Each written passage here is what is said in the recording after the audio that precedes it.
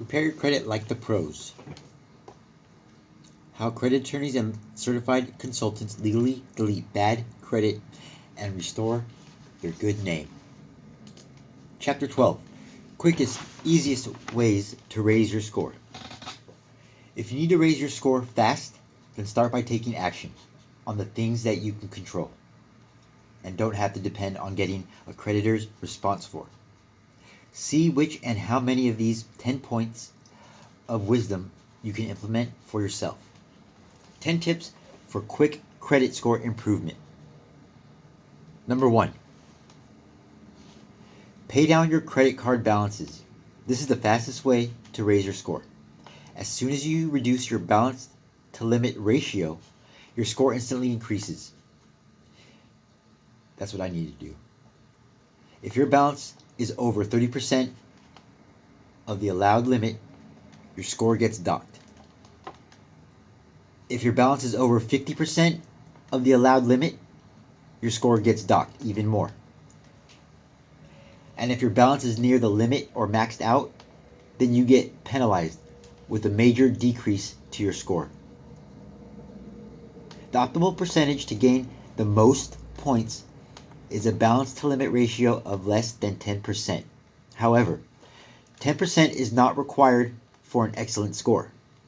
The professionals recommend keeping balances at 30% or less, and I can personally attest this has worked for me. The author, me, yeah, I'm at the maxed out part, so I got to work on that. But yeah, the author says that personally, she can attest to it. The balance to limit ratio applies to each individual credit card, and it also applies to the sum of all credit cards, all your credit cards. This is why having more than one card is a good idea. Even if you don't personally need more than one, you'll want to use each of your 3 cards at least once a quarter to keep them active for scoring purposes. 2.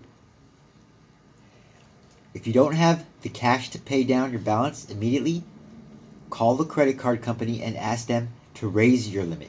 This accomplishes the same thing by lowering your ratio. If you have been paying on time, they will usually agree, hoping you'll spend more and owe them more in interest payments. But instead of falling into the trap, don't raise your balance and instead continue to pay down your balance. Your end goal is to pay off the balance in full each time you receive a statement. Number 3.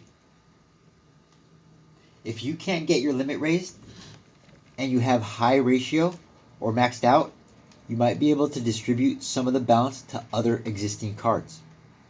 But whatever you do, you must not open a new card to accomplish this. Because, as you've seen on the sample scorecard, that would hurt your score for up to 36 months. Number 4. If you own a business, open a business credit card and then carry your balances on a business card rather than a personal credit card. Only about 10% of business cards get reported to the credit bureaus. You can open a business card and move a good portion of your existing balance to that card, which will hide it from the credit bureaus.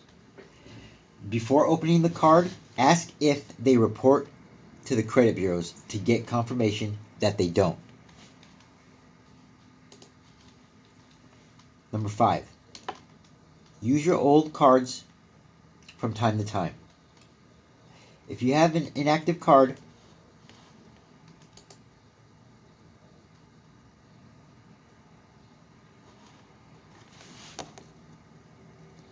you are not receiving your longevity points for having it. This is important because about 15% of your credit score is determined by the age of your accounts. You get more points for maintaining an account for a long time, but if you haven't used your account in several years, it is inactive, and you are missing out on that advantage. Therefore, you should buy something you'd buy anyway, such as milk or a tank of gasoline, at least once every 3 to 4 months in order to keep the card in active status for the credit bureaus. Don't use this as an excuse to buy another pair of shoes or an electronic gadget that you don't genuinely need. Number 6, if you have student loans, pay down your balance to below the original amount borrowed if you have not already done so. This could increase your score by 5 to 10 points. Number 7, avoid closing off old credit cards because doing so could cause your score to go down. This is because with a less available credit, your overall debt to available credit ratio will be worse. Even if you have more than 5 cards, keep that old positive credit card open. 8, avoid opening new credit cards if you already have 3 or more. Whenever you open a new credit card, your score is temporarily penalized because it is unknown how you will handle the new card. The exception is if you have only one card, no student loan, no auto loans, and no mortgage. If you are young or new to the country and are establishing credit for the first time, you need to obtain a second credit card so you can establish sufficient positive credit. One credit card account on your credit report is not sufficient. You cannot qualify for a mortgage or home loan with only one account. You need 3 trade lines accounts of some type on your credit report.